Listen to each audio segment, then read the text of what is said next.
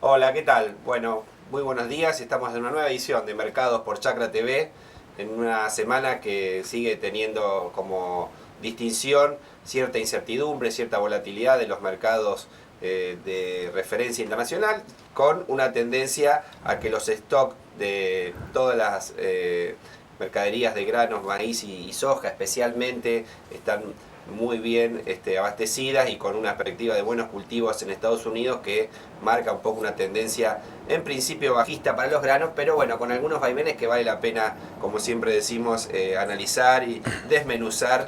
Y bueno, y como siempre también reconocemos que es un gusto hacerlo con dos especialistas, varios especialistas en realidad. Acá tenemos dos que ya los vamos a presentar, Catalina Ferrari y Nicolás Budakiola de Global Tecnos, que bueno, que están todo el tiempo analizando en las planillas, en las pantallas y en el lote. Así que bueno, vamos a analizar una nueva semana de todo lo que tiene que ver con los mercados de granos. ¿Cómo les va, chicos? Bien, todo tranquilo. Bueno, si les parece arrancamos con el trigo, que es un poco el cultivo que en la Argentina está viniendo, por suerte sin ningún contratiempo, se ha sembrado y viene todo, en principio, salvo alguna helada que puede haber tenido en los últimos días, y todavía hay que esperar que el frío a ver que haga algún efecto negativo o no, pero bueno, viene lo que está sembrado en muy buena condición, sin enfermedades, así que bueno, ya empezamos a mirar este cultivo de invierno que vuelve a tomar protagonismo en la Argentina. Sí, avanza el ciclo de cultivo y nos vamos acercando a la cosecha. Los cultivos, como decías vos, vienen muy bien, sin mucho ruido, por lo menos generalizado. Puntualmente probablemente haya alguno, pero generalizado como para preocuparse no. Lo tuvimos inicialmente con la siembra y hoy por ahora desarrollándose bien. Hay que tener en cuenta, Nicolás, que estamos hablando de un poquitito más adelantado el periodo de cultivo, porque hubo mucho más siembra en una zona que en los últimos años no se había sembrado, como es básicamente la zona núcleo y un poquito más arriba, en Córdoba, en Santa Fe, porque veníamos prácticamente con trigos que se hacían en la zona donde es difícil hacer otros cultivos, que es el sur bonaerense. Ahora se ha incorporado muchos lotes de la zona núcleo, entonces eso hace que se adelante un poco el proceso del trigo en general. Sí, probablemente haya mayor ingreso más temprano que otros años, justamente claro. Por eso. Claramente desde la parte de cultivos, lo que venimos escuchando en todos los grupos es que viene bien y adelantado sí en la zona centro del país, por decirlo de alguna manera, norte de Buenos Aires, Córdoba. Lo que preocupa es un poco los precios, ¿no? A medida que fue pasando el tiempo, el 170 con el que se empezó a sembrar se aflojó y se fue del mercado. Y hoy nos estamos encontrando unos valores cosecha en torno al 150 forward o en esos rangos, algo descontado contra lo que se podría pagar, con lo cual el negocio no es el mismo planteado, no es el mismo planificado y bueno, hoy en día va a depender la decisión de venta, las necesidades financieras que tenga el productor. Claro. De todas maneras, bueno, está bueno también recordar que lo habíamos advertido, que se podía haber una pequeña baja y que, bueno, habría que tomar la decisión si con ese precio se podía planificar una cosa u otra. Podemos alardear humildemente que lo habíamos anticipado, que vale la pena esto de analizar semana a semana y en su debido momento antes de la siembra dijimos que podía haber una baja en principio en el trigo en Argentina. Sí, creo que eso es lo que tratamos de remarcar en base de tener una estrategia comercial. Claro. No solo tener una estrategia productiva, que claramente para poder sembrar hay que tener, desde qué sembramos en el lote, qué le ponemos. Nosotros hacemos mucho hincapié en lo que es Global Tecnos, en nuestro grupo de comercialización, en tener una estrategia comercial. Como hablaba Nico, si vos tenés necesidades financieras a cosecha, bueno, te rinde más, qué sé yo. O sea, vas a tener que vender a cosecha, pero pensá que quizás no tenés que vender el 100%, podés buscar otra alternativa y pasarte a más adelante, que tenés un precio mejor. Lo que nosotros decimos, los pases en dólares hoy están dando muy positivo para lo que es marzo, julio. O sea, estar atenta a ese tipo de cosas para armar justamente esta estrategia. Perfecto. Bueno, pasamos a otros cultivo que también viene con buenas intenciones de aumentar el área de siembra, el girasol, especialmente en el NEA, y también seguramente se va a terminar haciendo una buena área en el oeste bonaerense y la Pampa, que es tradicional también girasolera. Yo creo que es el cultivo que más claro tiene el incremento de área, tanto en volumen, en porcentaje de incremento y demás. Los otros tuvieron una recaída respecto a lo que se inició, a lo que inicialmente estamos viendo de incremento de área. En todos los grupos hablamos de maíz de 25-30%, hoy ya estamos hablando de un 15-20% con suerte. Girasol es el que más se mantuvo firme con incremento de área. Y en la zona que por ahí me está tocando a mí ir todos los meses, de Chaco y Santiago, se ve ese incremento de área, se ven los lotes, están germinando, están contentos porque llovió ahora, y la realidad que el incremento de área que vemos a nivel país del 22% está focalizado en esa zona, que contra el año pasado en un incremento significativo. Vamos a pedirle por favor al señor director que ponga la placa respectiva del girasol, donde vemos un avance de siembra realmente interesante, porque comparando los años de las campañas, de las dos últimas campañas con esta campaña, como vemos ahí en la placa, estamos bastante más avanzados para esta época del año. Sí, teniendo en cuenta que tenemos mayor área. Claro, o sea que todavía aumenta el porcentaje y aumenta el área. El 3 de septiembre, por ejemplo, en la campaña 2014-2015 apenas se había superado el 15%, estaría en un 16% y ahora ya estamos en un 22%. Y lo mismo había sucedido en la campaña 2015-2016. Así que claramente está marcando un avance del área de siembra de girasol, que es un cultivo muy importante para Argentina. Siempre ha sido un jugador de talla, se perdió... Supo ser muy importante. Claro, supo ser, claro. Perdió terreno significativamente contra otros cultivos, sí. Hay que ver cómo vuelve a recuperar ese posicionamiento de mercado, porque la verdad que hasta hace 10 años era el principal exportador prácticamente de girasol, y se regaló eso, vamos a decirlo con todas las letras, a toda la zona más que nada de la ex Unión Soviética, Ucrania, sí, donde, bueno, no nos esperaron para ver si nosotros nos acomodábamos acá. El mundo sigue girando, nosotros nos desprendimos, pero siguió evolucionando, claro. Sí. Y al respecto, ¿cómo ustedes, más allá de los mercados, interpretan toda la cuestión técnica de que se fue de alguna manera postergando, esta postergación de cultivos como el girasol especialmente? En el trigo no pasó tanto, pero toda la capacitación técnica, se pierde eso, hablando estrictamente de lo agronómico, no hablemos después de lo que perdimos en el mercado, ¿no? Pero, o de alguna manera se sostiene con los pocos que siguen haciendo girasol. Yo creo que eso se ve, que los primeros que reaccionan son los que ya venían manteniendo cierto nivel de hectáreas, sí, en sus claro, planteos y demás, con lo cual... porque es un cultivo probablemente mucho más complejo que la soja, ¿no? No es como para claro, hacerlo y listo. Lo que sí se pierde es tecnología, no sé si el uso o el manejo, eso tanto claro, no se pierde. Me parece que sí pasa que pasando los años terminás quedando atrasado contra otras tecnologías, que es para ponerle el foco para adelante claramente, ¿no? Claro. Sin las retenciones, el girasol es un cultivo para tener en cuenta, ¿sí? Claro, ustedes son más jóvenes, pero yo recuerdo los primeros años de la década pasada, donde había muchas empresas de semillas que tenían su portafolio con oferta de girasol. Bueno, y es como que después se dejó de ver eso, habría que ver qué quedó de esa industria semillera en la Argentina, ¿no? Bueno, ahora tenemos el telón de fondo una ley de semillas, hay muchas expectativas, todavía no está muy claro todo el panorama, pero bueno, es como que se puede tratar de ver una cierta expectativa futura. Vamos a ver realmente qué termina pasando. Yo creo que también el tema de plagas, las famosas palomas y claro, cotorras y demás, que el girasol también en el norte fue complicadísimo. Fue un combo. Claro, fue un combo de la política sumado a ese manejo, digamos, de plagas que le complica al cultivo de girasol sobre todo. Claro. Fue un poco lo que hizo retraer el área. Sí, de hecho, en el NEA se esperaba un aumento de área muy importante, que según dice la gente de la zona, no fue tanto como al principio se esperaba, porque terminó habiendo complicaciones de clima. Sí, puntualmente de esa zona hubo algún retraso en las lluvias que complicó y que, bueno, dio un respiro ahora para avanzar con algún lote más. Pero lo que sí se ve, el impacto de paloma, donde hay zonas donde no se puede sembrar directamente girasol por la paloma. Presencia y cantidad en ruta es significativo. ¿Qué se está haciendo para contrarrestar ese problema? ¿Hay algo que se puede hacer o no, o es muy difícil?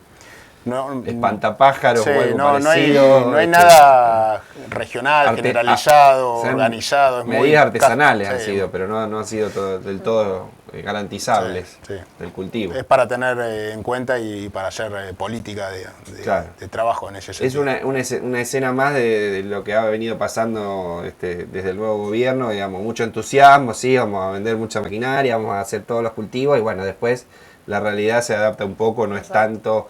Dentro de todo se van dando los pasos y tenemos aumento de área, mejores ventas de maquinaria, pero no como en una primera situación de entusiasmo uno cree que bueno, de repente todo va a cambiar de un día para el otro. Sí, ¿no? de todos modos, Girasol allá, la realidad es que no, yo voy allá hace 3, 4 años, todos los meses, y se ve en lotes que antes no se veían, se ven zonas donde antes no se veía, clientes donde están sembrando que antes no sembraban Girasol, con lo cual hay un intercambio, hay mayor rotación, hay otros cultivos que entran a la cancha y hay que tenerlos en cuenta, digamos, para adelante me parece que eso lo único que hace es abrir el panorama, tener el productor más capacidad de productos para negociar, para vender, para financiarse y es importante, me parece. Perfecto. Bueno, pero no nos olvidemos de la reina de los cultivos en la Argentina. ¿Qué pasa con la soja? Ojo, qué tema, ¿no?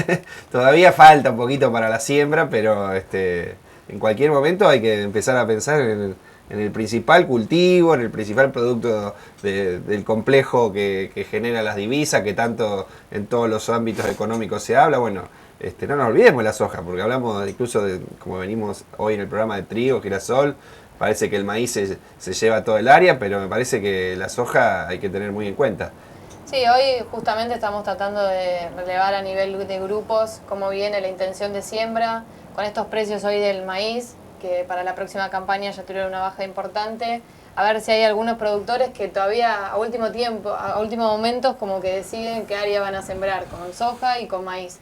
A pesar de tenemos noticias de algunos que hasta están con la intención de vender alguna bolsa de maíz que tienen ahí dando vuelta. Claro. Nosotros creemos que algo, por lo que estamos viendo en los grupos, algo de área de soja puede llegar a bajar.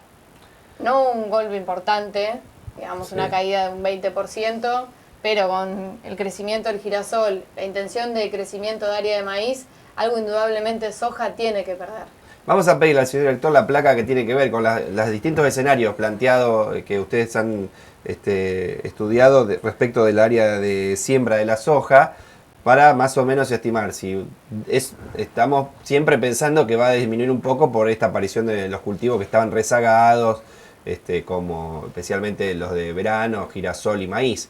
Entonces, me parece muy interesante el escenario si el área de soja disminuyera 5%, 10%, 20%, 30%, asociado siempre a distintos niveles de rinde por hectárea.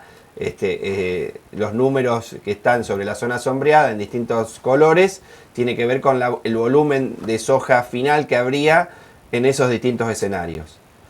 Claro. Habría que ver cuál es el que termina sucediendo. Yo me voy a arriesgar. A mí me parece que vamos a hablar de, voy a apostar, que va a haber una reducción del 5% del área, no más, no creo que disminuya más. Y te digo que si la cosa sigue como ahora, el maíz que no se haga tanto lindo, porque me parece que la soja no le va a ceder mucho terreno. Así que por ahora cierro con un 5. Después creo que me inclino más porque quede todo igual. Lo bueno es que nos vemos toda la semana, así que lo podemos ir chequeando. Lo podemos ir chequeando. Y te diría que otra cosa así de medio brujo en el lote que me arriesgo a decir, creo que puede haber una merma por el año Niña. Venimos muy acostumbrados a años húmedos y me parece que por ahí podemos estar por debajo de las 3 toneladas y podría apostar por un 2,8, 2,9. Así que estaríamos hablando entre 55 a 56 millones de toneladas. Podemos hacer un pro de estimación. Bueno, en la oficina lo hicimos. Apostamos un poco a ver.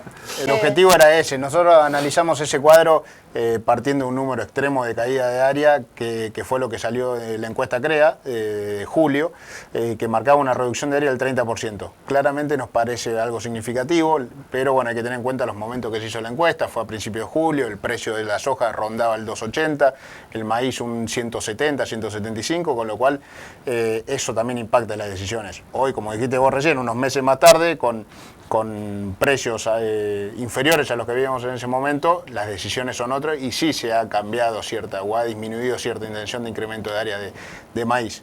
Ahora, Perdóname, respecto de eso, además hay que tener en cuenta que los productores CREA son los productores que son, podríamos decir, un perfil de mayor audacia, de pensar en mayor tecnología, pero no es exactamente la media de los productores que después, o porque no tienen dificultades por el clima, porque no tienen, no tienen las maquinarias, porque no pueden pagar un plus para que la maquinaria llegue a tiempo, o porque necesitan el dinero, porque no, bueno. Sí, lo que marcamos ahí es el abanico. Los amigos de CREA son los más ideales, digamos. No porque sean estén fuera de la realidad, te digo, claro, ¿no? No, pero por eso nosotros marcamos el escenario, teniendo en cuenta que sí, girasol aumenta, sí, maíz aumenta, trigo con alguna merma finalmente, pero hubo algún incremento con la fina, con lo cual la reducción de área de soja algo se tiene que ver afectado. Probablemente estemos más cerca, coincido con vos, que del 5%, con lo cual es lo que tenemos que terminar de definir, a ver lo que pasa en los próximos meses. Los precios van a marcar y van a generar decisiones que pueden llegar a modificar esa caída finalmente. Y después el rinde es un mundo aparte. El rinde veremos cómo evoluciona. Muchos hablan de los perfiles, de la necesidad de agua, el año niña que va mermando un poco. La soja de segunda, que como incrementó área de trigo, claro, hay mucha área que pasa a soja de segunda, que el rendimiento también disminuye. Claro. Hablamos un poco de eso. Y que en muchas zonas el trigo, principalmente del sur de Buenos Aires, se sembró más tarde. Eso también implica una caída en el rinde de la soja segunda principalmente, con lo cual son muchos los factores que afectan. El principal objetivo de ese cuadro era ver, hoy el USDA planifica 57 millones de toneladas de producción y nosotros estamos trabajando que podríamos estar en un rango de 53, 54, 52, con lo cual que es la menos optimista que yo todavía. Es la combinación del menos 5%, claro, y 2,8, 2,7, que es el rinde promedio país sin año niño, con lo cual es... Y podría tener un impacto en el mercado a razón de que el USDA todavía no está tomando para nosotros el hecho de que Argentina puede llegar a bajar área. Claro. Porque está estimando 57 millones de toneladas para la campaña que viene. Claro. O sea, nos pasamos a poner de vuelta la camiseta, por eso te viste con el suéter verde, claro, de vuelta volvemos a la soja y que el maíz nos haga lindo, volvemos. No, es lo que dijiste vos, falta. Para la soja falta un tiempo, ¿no? Para que defina mercado, tendencia y qué puede llegar a pasar.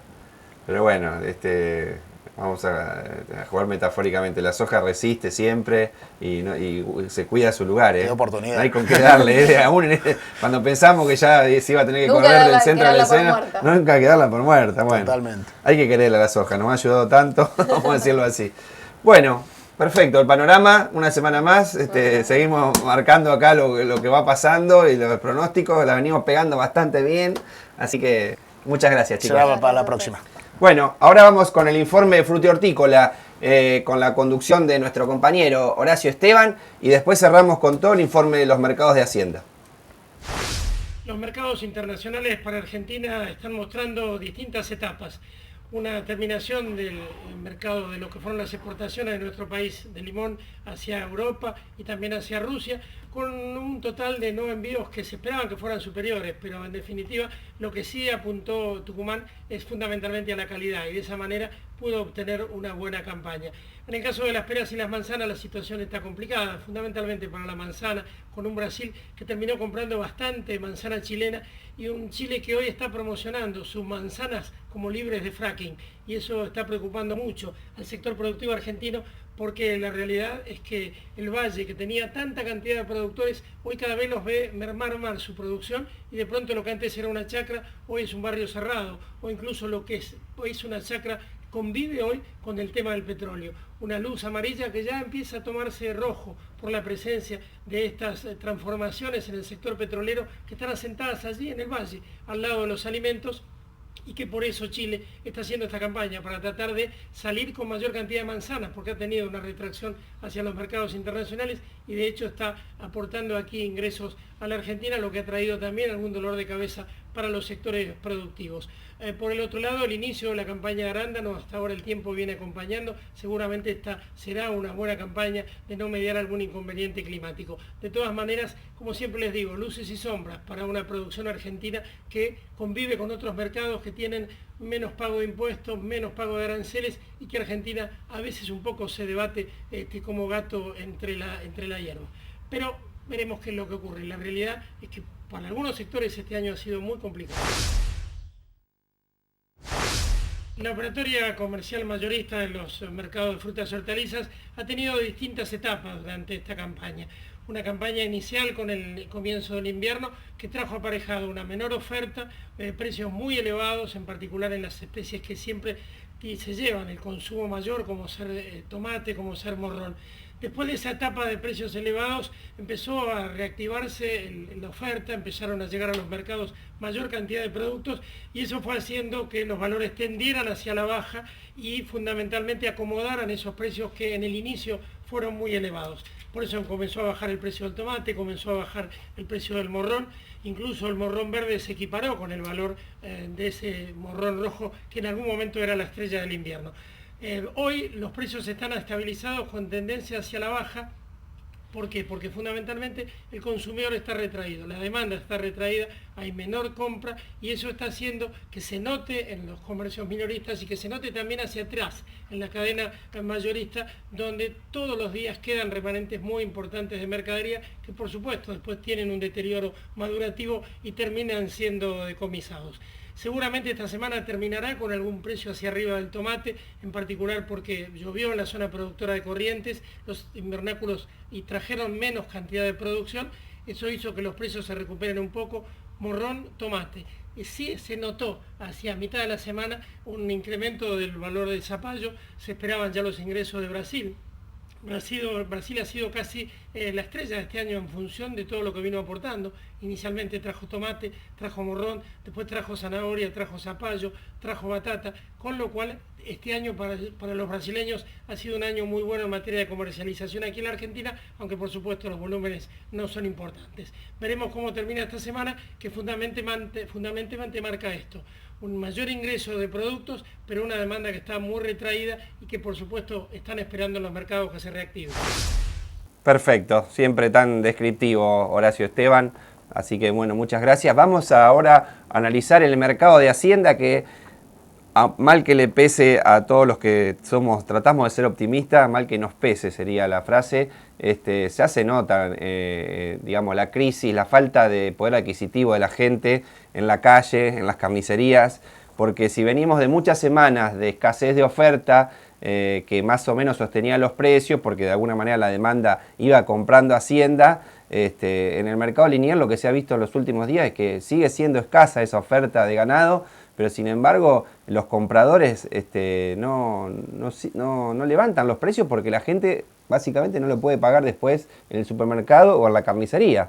Así que bueno, esa es la nueva situación, hay como un techo que se instaló justamente como decimos porque la demanda tiene una limitación al no tener un poder adquisitivo importante, no puede convalidar los precios de la Hacienda, que quiere levantar un poquito, pero nadie lo termina comprando, para decirlo en dos palabras. Vamos a ver, señor director, por favor, la primera placa que justamente de alguna manera resume las operaciones de la última semana en el mercado Liniers, con un precio promedio que ya está oscilando los 25 pesos, pero como decimos, con una especie de techo que hace difícil pronosticar un aumento y una carrera ascendente en esa cotización.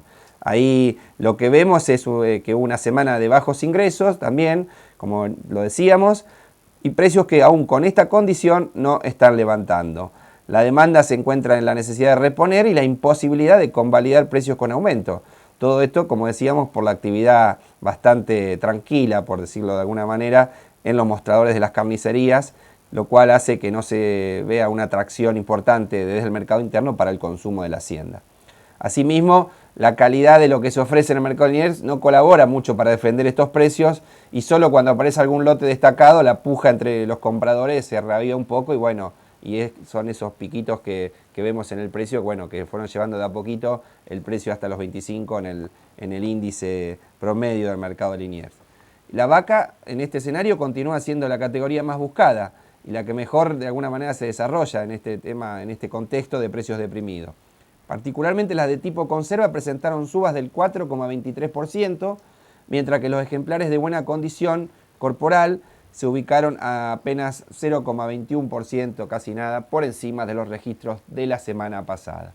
Ahora pasamos, señor director, por favor, al otro tipo de análisis, al tema de la invernada, la otra cara un poco de los mercados de Hacienda, donde vemos que la invernada está tomando impulso justamente en un marco de escasez. No es así como sucede en el mercado de Liniers. Los precios de la última semana se mantuvieron con firmeza, destacándose los terneros y terneras más livianos, con unas subas promedios del 10%, que así lograron atravesar con comodidad los 40 pesos en algunos casos. Los terneros de 160, 180 kilos perdieron unos pocos centavos con respecto a la semana pasada y promediaron alrededor de los 38 pesos. El precio promedio de la invernada se incrementó entonces sostenidamente gracias al aporte de los más livianos y superó, cosa que no es habitual, las cotizaciones de los machos de referencia de 160 a 180 kilos. La estacionalidad de la oferta llegó en este 2016 con un retraso, que es lógico luego de los excesos de precipitaciones que ya sabemos se dieron en muchas zonas del país entre abril y mayo, y eso actuó de alguna manera postergando los movimientos y estirando el periodo de zafra. En lo que se refiere a los vientres, las cotizaciones están muy tranquilas y las vaquillonas con garantías de preñez cotizan en 10.000 pesos 978, o sea, casi en realidad, vamos a decirlo más claramente, casi 11.000 pesos, 10.978. Cifra que realmente está bastante alejada de los 12.000, 13.000 pesos que se llegó a pagar en el primer semestre del año. Con este escenario vamos a ver ahora la relación de lo que significan los insumos y los productos. Vamos a pedirle al señor director la tercera de las placas que tenemos preparadas para este análisis, donde vemos que los precios de reposición treparon varias posiciones en las últimas semanas, como se ve en la última parte del gráfico, y el mercado del gordo se mantiene estable en vísperas de la salida del grueso de los terneros feedlot engordados este año. Entonces, por un lado, una oferta limitada para la invernada y por otro, la meseta donde se mueven actualmente los precios del gordo, como decíamos al principio, en el mercado de Liniers. Vale recordar que junio marcó un punto de inflexión para la relación ternero-novillo, cuando los valores alcanzaron cifras cercanas a la paridad, algo poco habitual. Y la brecha entre liviano y gordo se ampliará de aquí en adelante hasta alcanzar diferencias máximas para los meses de octubre y noviembre. Ahora vamos a pasar a la última de las placas, la que tiene que ver también con la relación insumo-producto, pero bueno, con el tema de la alimentación animal.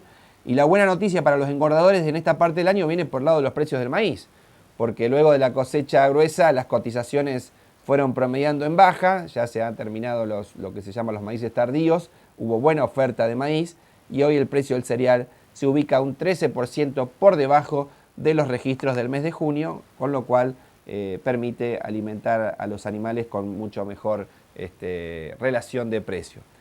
Esto ha sido todo el informe entonces de los mercados de Hacienda. Como siempre repasamos los mercados de granos, con los mercados frutícolas, los mercados de Hacienda, con la mirada nacional e internacional, para que usted, productor, sepa tomar las decisiones, pueda ver el escenario que tiene para que su trabajo en el campo le rinda, porque no todo termina tranqueras adentro, también en lo comercial se definen muchas veces los esfuerzos. Bueno, muchas gracias, nos vemos la semana que viene.